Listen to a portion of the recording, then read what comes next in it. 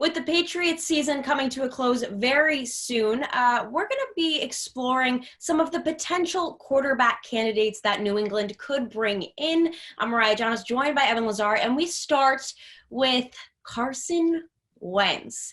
Evan, just does this trade make sense financially to begin with? No.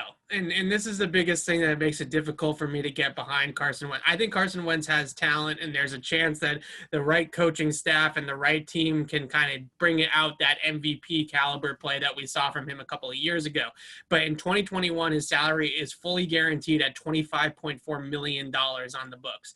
Then in 2022, 15 of his $22 million is guaranteed after March. So if you don't cut him before March, you owe him about $22 million against the books in 2022. So 2 years of over $20 million a year of a salary cap hit for the team that's going to acquire Carson Wentz. And for that reason, I just feel like this is not the right move for the Patriots right now. If you're going to get a player that you know is a ready-made quarterback that doesn't have any issues, that is playing good football right now, and that's one thing. But on a reclamation project to spend $25 million on him against the cap next year, that's something that's hard to get behind. And also remember, the Eagles aren't going to just give him away, right? So you're also going to have to give up draft pick compensation most likely in order to get him out of Philadelphia too. So you're giving up picks to get him, then you're putting a big salary number on your ledger.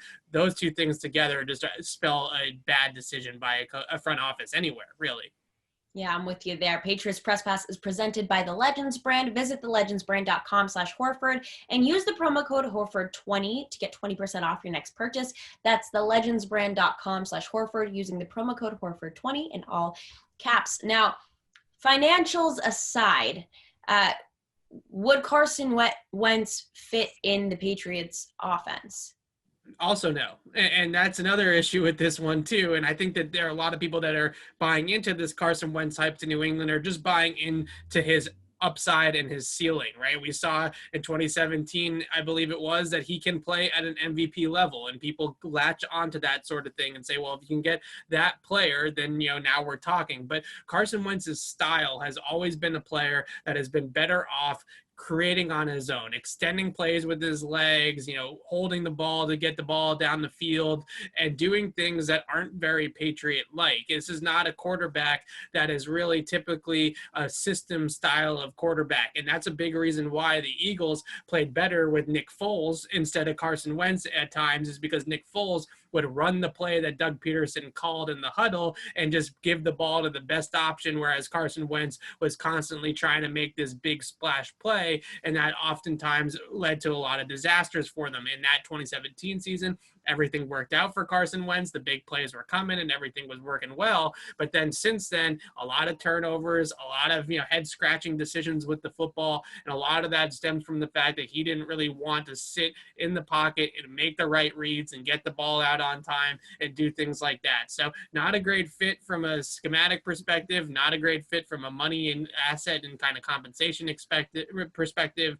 So I just don't see really the argument for this one, other than you're just trying to do anything that you can to get, a quarterback in here that maybe has some potential.